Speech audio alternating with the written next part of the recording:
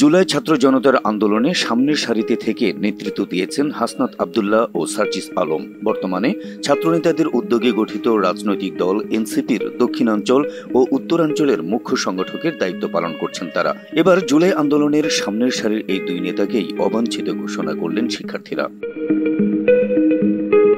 ঘটনাটি বরিশাল পলিটেকনিক ইনস্টিটিউটের ৭ দফা দাবিতে ১৭ সেপ্টেম্বর বুধবার সকাল ১১টা থেকে দুপুর পর্যন্ত শিক্ষার্থীরা নগরের চৌমাথায় ঢাকা কুয়াকাটা মহাসড়ক অবরোধ করে বিক্ষোভ সমাবেশ করেন। প্রায় ১ ঘণ্টা সড়ক অবরোধ চলার কারণে এলাকায় যান চলাচল বন্ধ হয়ে যায়। অবরোধ শুরুর আগে বরিশাল পলিটেকনিক ইনস্টিটিউটের শিক্ষার্থীরা একটি মিছিল নিয়ে চৌমাথায় পৌঁছান। পরে সেখানে তারা সার্জিস আলম ও হাসনাত আব্দুল্লাহকে বরিশালে অবাঞ্ছিত ঘোষণা করেন। ওয়ালটন বিএলডিসি ফ্যান, খরচ বাঁচে 65% পর্যন্ত। ওয়ালটন বিএলডিসি ফ্যান ছড়ায় স্বস্তির সবুজ হাওয়া।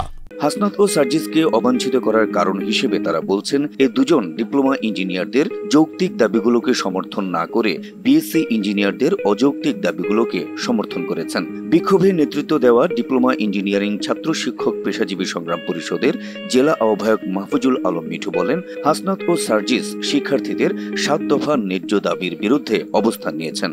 তাই তারা যদি কখনো বরিশালে প্রবেশ করেন, শিক্ষার্থীরা প্রতিরোধ গড়ে তুলবে।